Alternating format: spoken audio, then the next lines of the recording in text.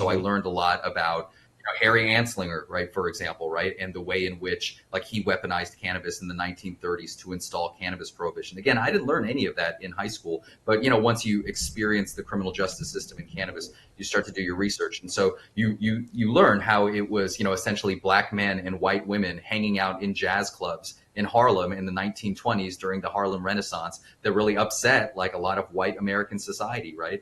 And how the Mexican American Revolution and how immigrants from Mexico and the association with cannabis led to cannabis criminalization. So I would say, Phil, that was a big piece of it, right? Over years, my eyes were really opened up to that. I started to, read much more about Nixon, right, and Reagan and the installation of the modern drug war. One of the great books that I read during this time was The New Jim Crow by Michelle Alexander. Excuse me. Yeah, go ahead.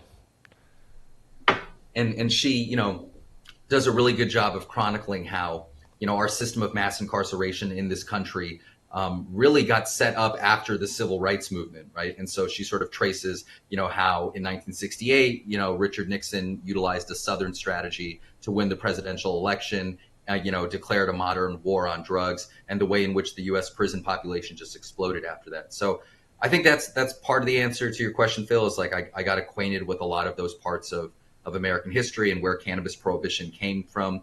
And I was also able just to connect it to my own life. As I mentioned, my parents are immigrants from India, and India has long had a robust, 1,000-year tradition with cannabis. And yet when the U.S. adopted its policy of prohibition, it kind of exported that over to India. So that one piece of it was education. Not only that, Hirsch, but it permeated the world really at that point, did it not? I mean, at that point, what we did here and this messaging that came from us really permeated the entire scope across the world. Totally. I mean, no, I think that's absolutely 100% true, Phil. It's a testament to how the U.S. kind of sets the global agenda on drug policy. And like you said, it just exported that policy of prohibition across the world. I think one exciting thing, and I'm sure we'll get to this, and I'd love to hear your guys' thoughts on this too, is that now the U.S. has the opportunity to reshape the rest of the world. If we lead and declare that cannabis has medical utility, that can make the rest of the world much more comfortable with it. And I'm sure you guys have thoughts on that too, and we can kind of break that down. I think that's what's so exciting about this becoming global. But listen, if you're the one who broke it, then yes, we should have great influence in terms of being able to fix it. That's how I see it. No doubt. And there's no doubt.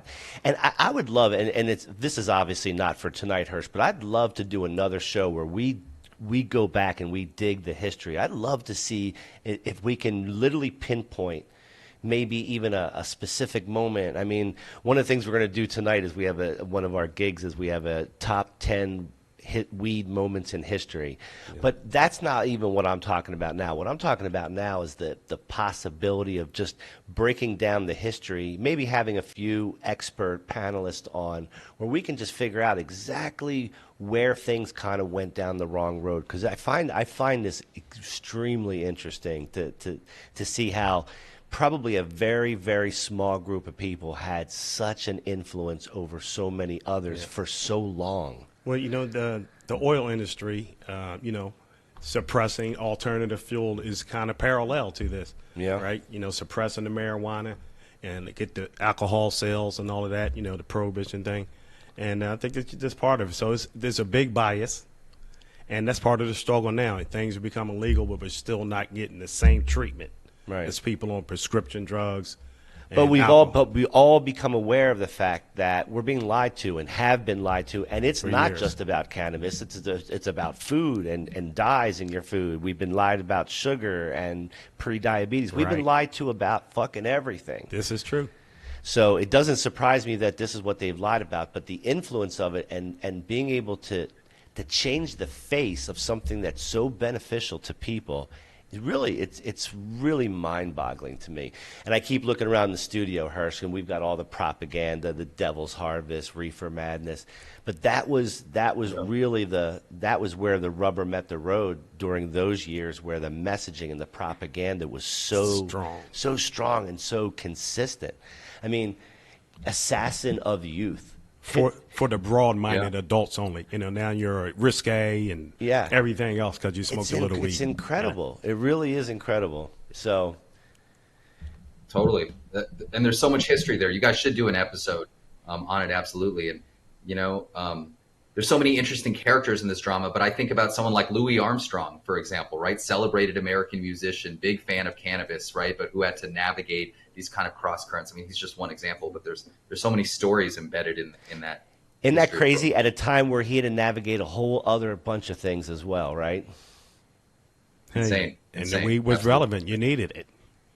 What if, I mean, listen, these guys stress relief. They're fighting for weed. They're fighting for their lives and the right to exist. I mean, think about it. So how important could weed be if you're fighting for your life and you still have a breath left to speak well of cannabis? What's that mean? Yeah. Good example. Thank you, Hirsch. Totally. We appreciate that. So, so is there anything on your way to where you are today that you want to kind of mention to us? I don't want to skip over anything, but I certainly want to make sure you have the platform to tell us everything.